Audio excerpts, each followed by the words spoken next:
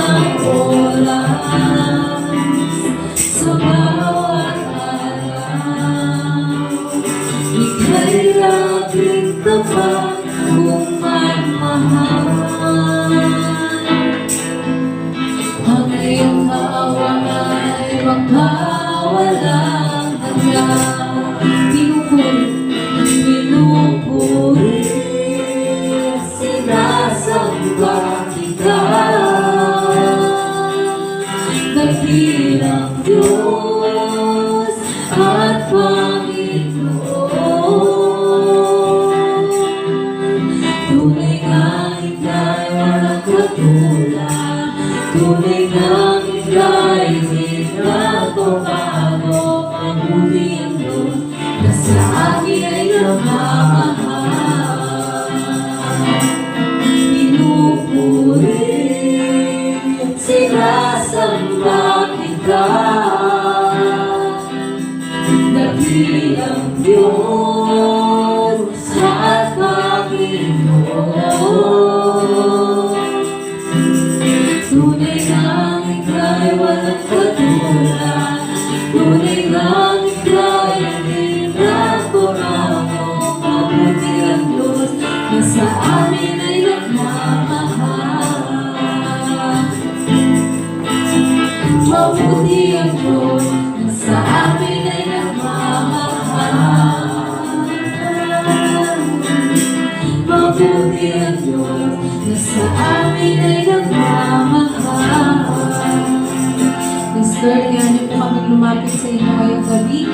Panginoon, patawarin niyo po kami sa aming mga kasalanan at inisin ang aming puso, Lord. Sa aming pag-aawitan, Lord, gawin niyo kaming karapat-dapat sa inyong harapan. Maraming salamat po, Panginoon. Sa pangalan ng anak na si Jesus, Amen. Amen. Awitin po natin ang Babad sa Presensya Mo.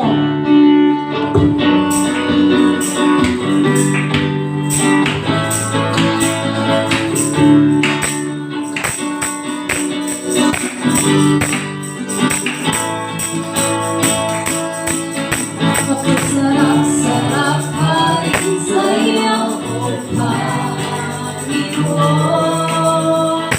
Ang mga pagkakaramoy, lubos-lubos, minsan na ikaaway, pilit na tinatangay ang tagapin, at sa ating pagpupuri, ako'y lubos na tagumpay. Okay, sarap-sarap pa rin. Okay, sarap-sarap pa rin sa iyong Panginoon.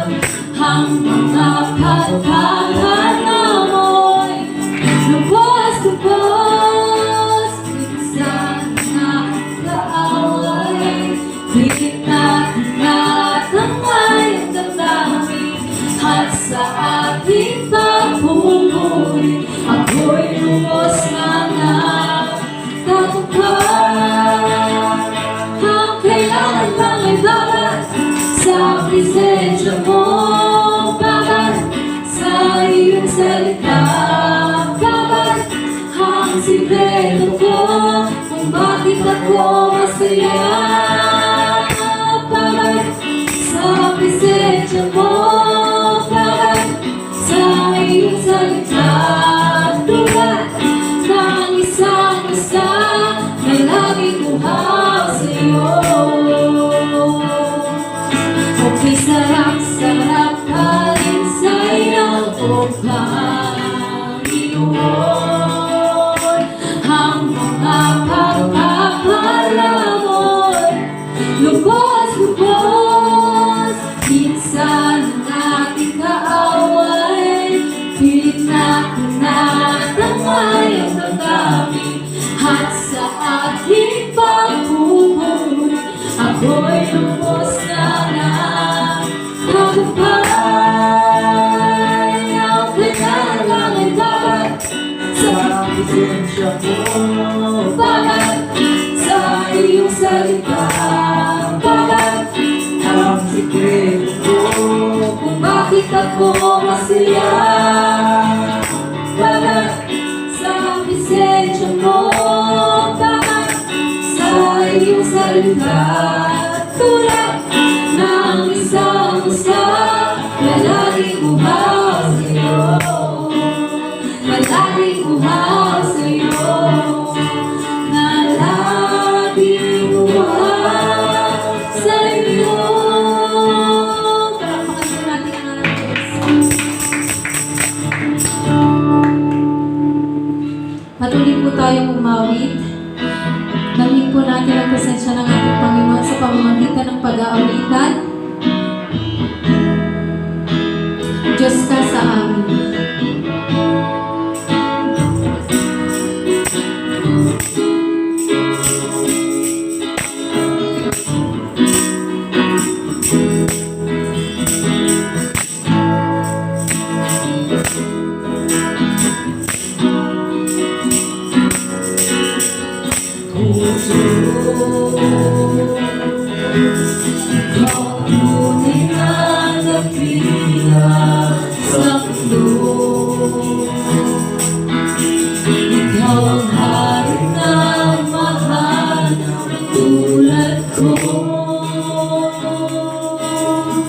Ginawa mo lahat, pag-ibig mo ay tapat at wagas.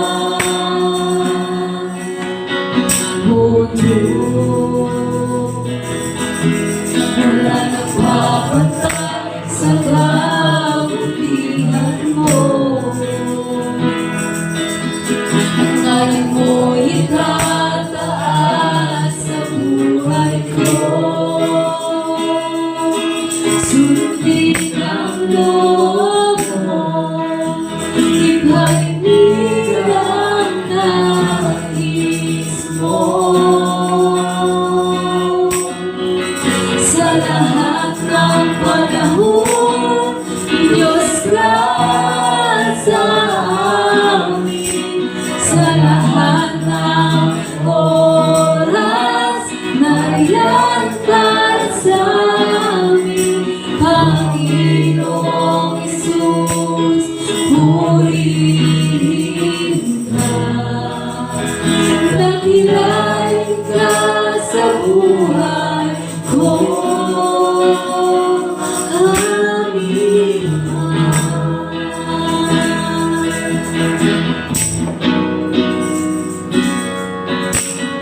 O Diyos, ikaw ang tunay na dakila sa mundo. Ikaw ang hari na mahal tulad ko. Tuwa mo lahat, pag-ibig mo ay tapat at wagas. O Diyos, wala nang mapuntay sa kabutihan mo. Ang ngalan mo itataas sa buhay ko. Sundin ang loob mo, ipahinig ang nais mo. Sa lahat ng panahon, Diyos ka sa amin. Sa lahat ng oras, nariyan para sa amin. Panginoong Hesus, purihin ka. Dakilain ka sa buhay ko. Di nagbabago, Diyos ka sa amin. Tanging sandigan, nariyan para sa amin. Panginoong Hesus, maghari ka, magliwanag ka sa buhay ko. Amen.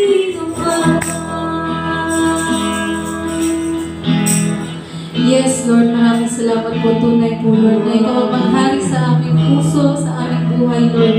Di man kami karapat-rapat, Lord, lagi kami nagkakasalan, nakakagawa ng kamalian. Pero Lord, alam nyo, sa puso namin, Lord, na hindi namin yung sinasadya minsan. Kaya Lord, malapit kami sa inyong gabi. Ngayon, Lord, upang magpalinis sa aming mga puso, sa aming mga kasalanan na doon. Maraming salamat po sa malayang pagpupuri. Sa pangalan ng anak na si Jesus. Amen. Amen. Mari kami tayo po. Para naman po sa ating mga announcement,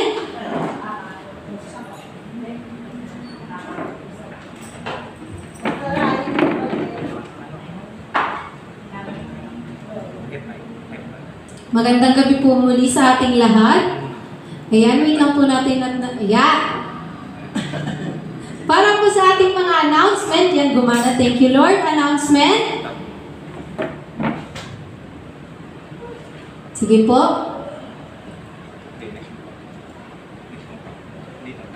Medyo naghahanghang na po kasi ang ating computer at mahirap na po siyang magalaw-galaw, pero maraming salamat po sa ating Panginoon at naayos pa rin.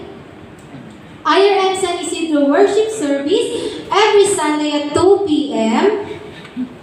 Youth Service every Saturday at 4 p.m. Ito po ay sa June 8 na po nitong Sabado. Hapon po, tinatawagan po ang lahat ng youth na makiisa for our midweek service and prayer meeting June 13, 2024, 7 p.m. Speaker Brother Ray Lozada, Worship Leader, to be announced pa po yan, sabi po ng ating program head. Ang ating usher po ay si Sister Patricia Laporteza.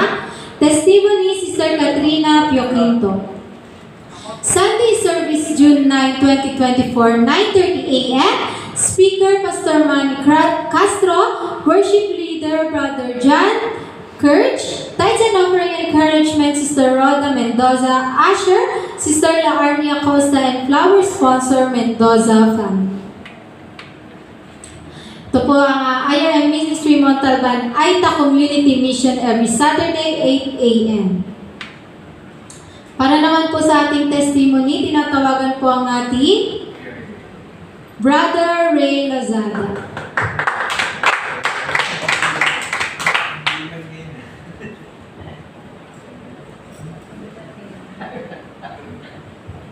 Sige po, magandang gabi po sa ating lahat. Ako naman po laging, I always thank the Lord sa kung anumang sitwasyon na nangyayari. Maging ito man ay mga pagsubok. Sabi ko rin sa ating pinunta kanina, lahat tayong babad sa salita ng ating Panginoon. Iyan po at magandang gabi po sa ating lahat. Maraming salamat po. Ako po ay mag-share ng konting testimony lang po about po sa nangyari nung nakaraang linggo po. Ayun po yung sa aking faith. Ayan.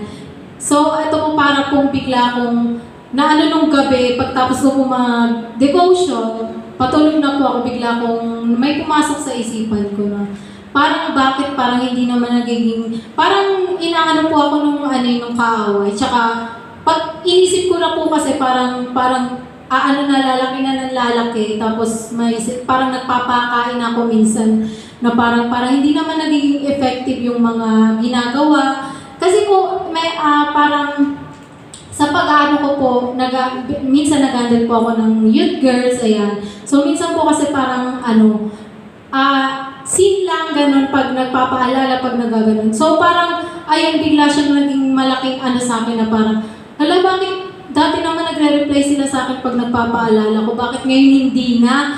So, parang naming emotion ko na parang, baka may nasabi akong baka sumobra yung, baka nakukulitan na sila sa akin, kaka-message ko sa kanila. So, nag-pray ako kay Lord na sabi ko, Lord, kung ano man tong parang lumalamo na lungkot na emotion sa akin, Lord, ikaw yung mag-heal. Alam ko, Lord, na kasama to sa aking pag-ministry. Yan. So, nagpapatuloy ako yun.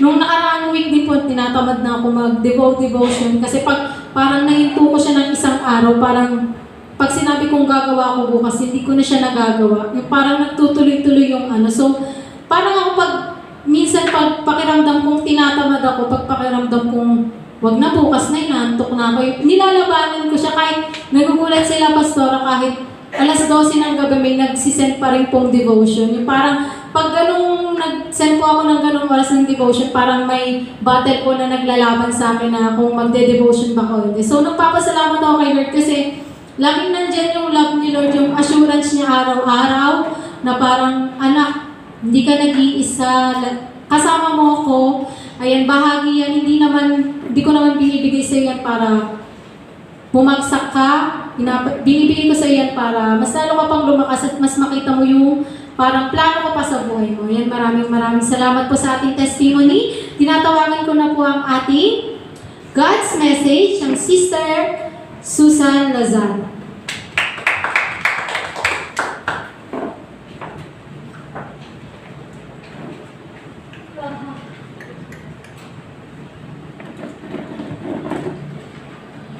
Magandang gabi po sa ating lahat. Nakakalungkot pa lalo po pagka kukunti mo yung umaten, tapos ikaw yung mag-speak. Parang, ay walang makikinig ba na ano. Ay, tataka nga ako, bakit kaya talaga yung iba, hindi sanay sa pagpunta ho ng ganitong pagkakataon, ano po. Sabi ko nga, sana kung masanay man lang kahit isa, dalawa, tatlo, sunod na araw, hahanap-hanapin mo na yun eh. Kasi ganun din ako dati. Mahotin ako, okay lang. Kahit linggo nun. Mahotin ako, okay lang. Pero nung natuloy-tuloy na, yung masakit na sa mo eh, kinukuntik ka na ng Lord. Anak, pag di ka nagpunta, bakit ganito gawain ngayon? Nandito ka, gano'n. So yun, ganun yung nararamdaman ko. Kaya kanina sabi ko, parang walang tao. Tsaka, nung unang-unang mag-speak ako, noon pa, sabi ko, ang prayer ko noon, sabi ko, Lord, sana konti lang ang umattend. Para walang, ngayon, na-twist eh. Nalungkot ako dahil, konti lang po tayo. So, salamat din po ako sa Panginoon dahil po sa mga biyaya niya, pagpapala niya po na pinapalana sa akin dahil 2 linggo akong hindi nakaka-attend dahil nga sa karamdaman. Nung Martes po, nagpa-laboratory po. Tapos Miyerkules, pinabasa ko po sa doktor, diyan po sa Inaris, sa cardio po.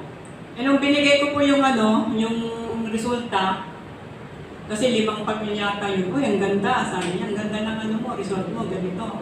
Sabi gano'n. Tapos tinignan niya yung ko, ginamitan ng tawag dito, stethoscope ba yun?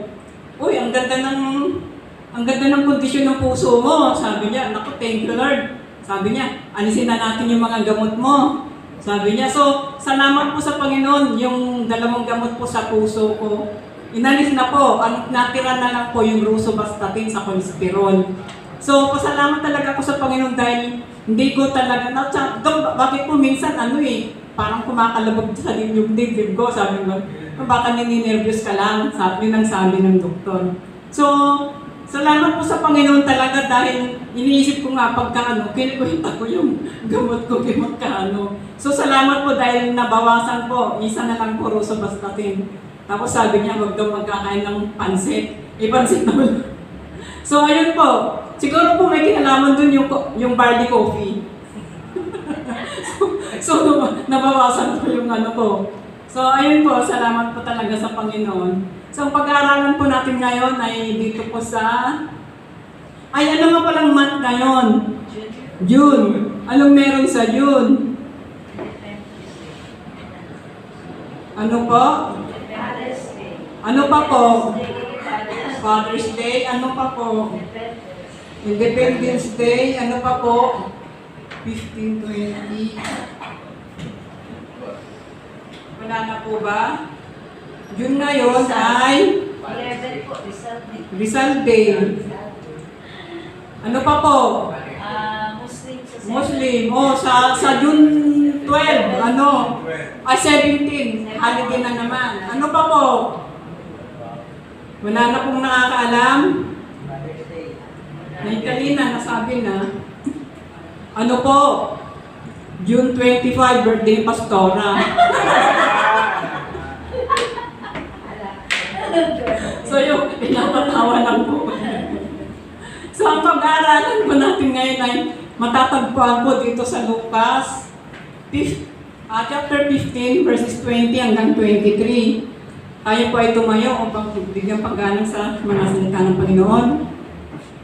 Chapter 20, sabi dito, at siya'y nagpasyang umuwi sa kanila. Malayo pa'y natanaw na siya ng kanyang ama, at dahil sa matinding awa ay patakbo siyang sinalubong, niyakap at hinalikan.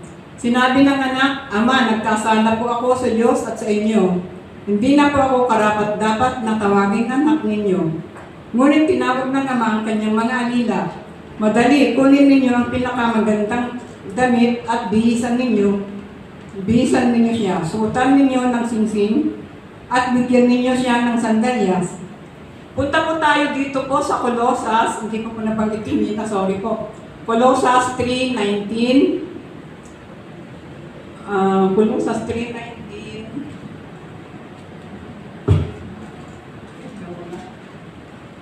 Sorry po, natanggal yung ballpen.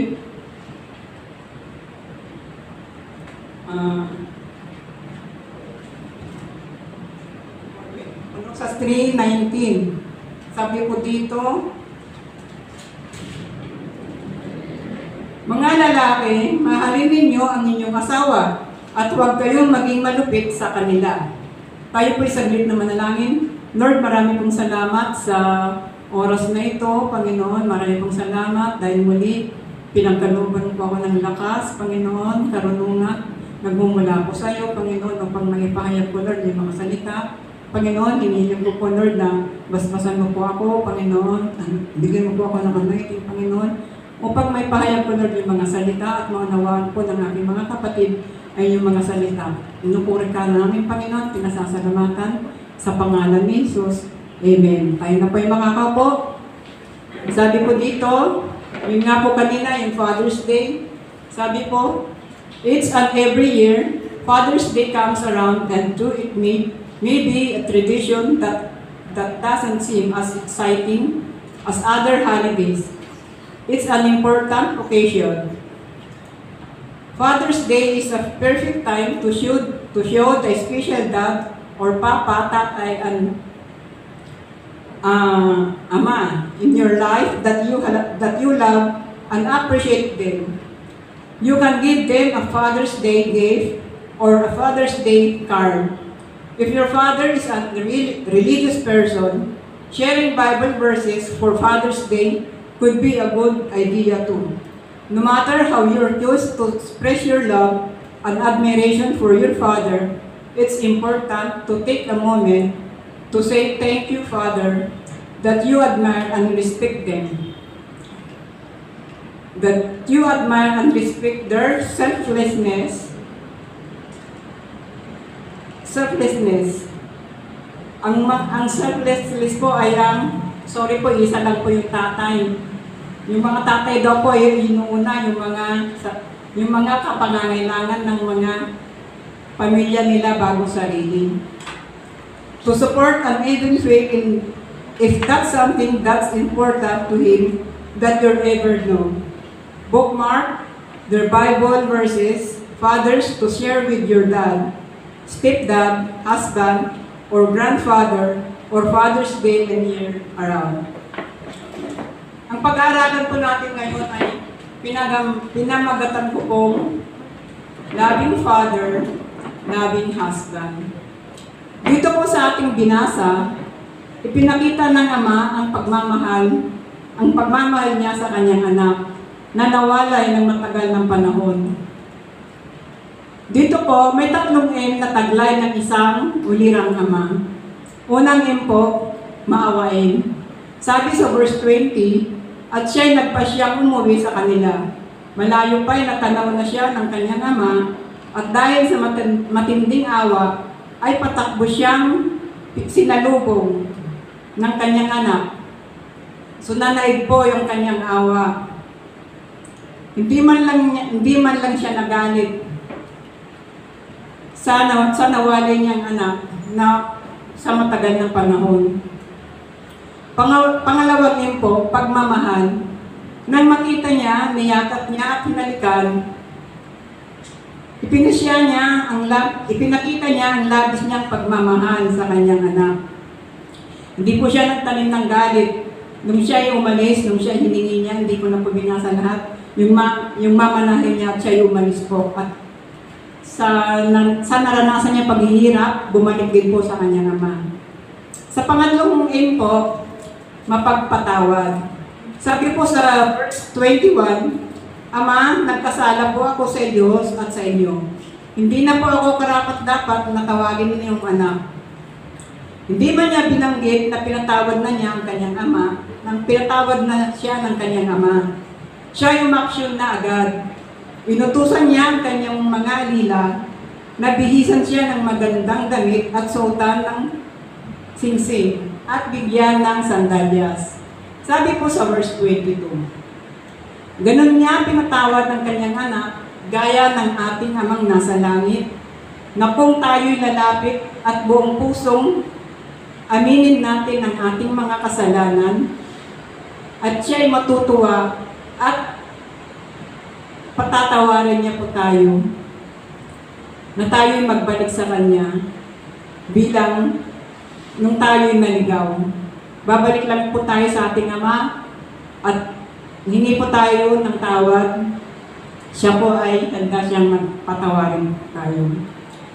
Dito naman po sa Colossians 3:19, sabi po dito, mga lalaki, mahalin ninyo ang inyong mga asawa at huwag kayong malupit sa kanya. Doon po sa magandang balita Biblia. Sa English po, sabi po sa Colossians 3:19, Husbands, love your wives and do not be harsh with them. Sa English Standard Version po. What is a good husband according to the Bible? A good husband should be patient and understanding with his wife and should strive to treat her with respect and kindness. Kung may tatlong M po doon sa loving father, meron din ditong 4 na M sa loving husband. Unang M po, mapagpasensya. Sabi po, should be patient daw po yung mga lalaki, yung mga asawa po natin. Pangalawang M po, maunawain. Patient and understanding with his wife. Pangatlo po, marespeto. Should strive to treat her with respect. Ang pang-apat po, mabuti. Respect and kindness. So, ayun po, bilang pangwakas po, anumang oras, anumang buwan, dapat natin i-treat ang ating mga tatay, asawa, at higit sa lahat po, ang ating amang nasa langit, na siya ang nagbigay buhay sa atin, na walang hinihinging kapalit, kundi purihin natin siya, pasalamatan, at sundin ang kanyang kalooban upang maitaas natin ang kanyang pangalan. Tayo po yung magdaling panalangin. Lord, marami pong salamat sa iyong mga salita, Panginoon. Tunay nga po, Panginoon, na napakabuti mo, Panginoon, na binigyan mo po kami, Panginoon, ng mga anak na masunurin, Lord, ang mga asawa, Panginoon, na masunurin, Lord, sa kanilang mga asawa, Panginoon, at mapagmahal, Panginoon. Higit po sa lahat, Panginoon, may takot sa iyo, Panginoon. Ama, marami pong salamat. Nawa, Panginoon, ang aming pong napag-aralin ngayon ay maitin mo pong namin, Panginoon, sa aming mga puso. Ito po ang aming dalangin sa pangalan ng aming Panginoong Jesus. Amen.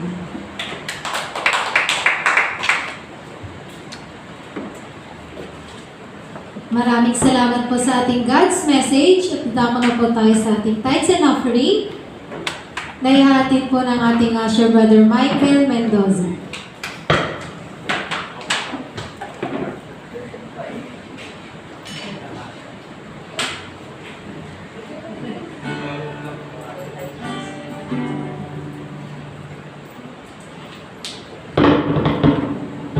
Halina't magbigay sa gawain ng Diyos. Kung nais mong ika'y pagpalain,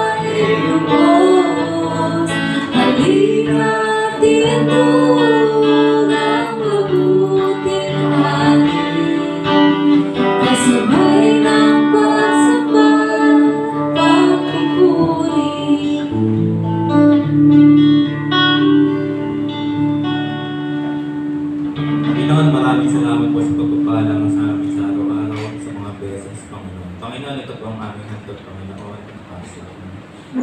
Ito na dinilig sa kataguma po, Panginoon. Ipalayan mo po ang aming handog. Amen.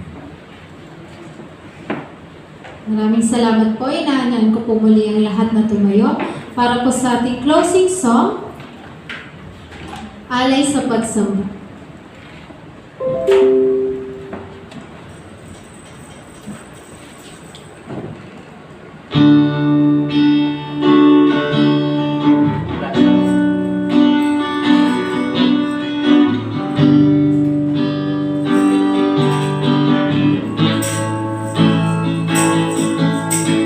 Lahat ng papuri, paluwalhati, alay sa iyo, O Diyos. Ang aming puso at aming buhay, alay sa pagsamba.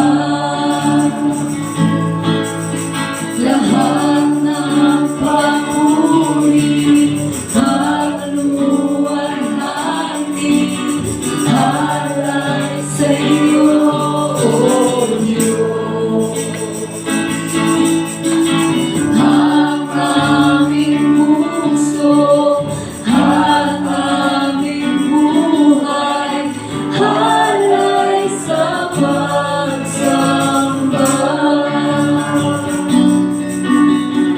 Alay sa pagsamba. Alay sa pagsamba. Pinatawagan po ang ating pastor.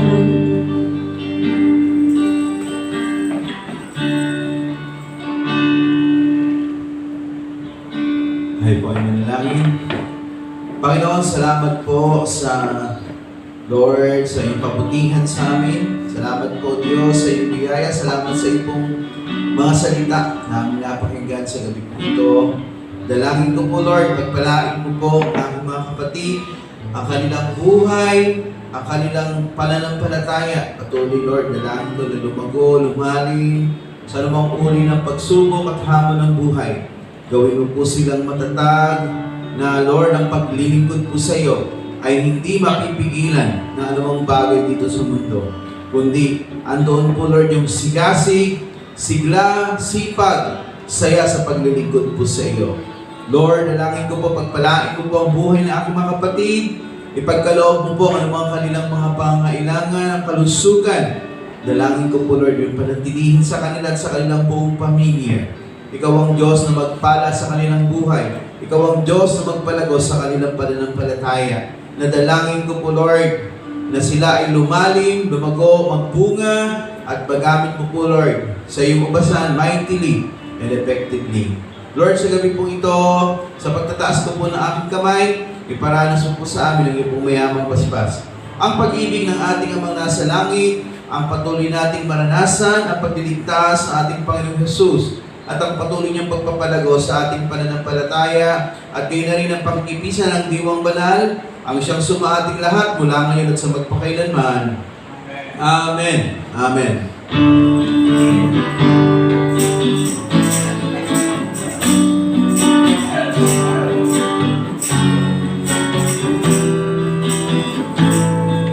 The Lord bless you and keep you.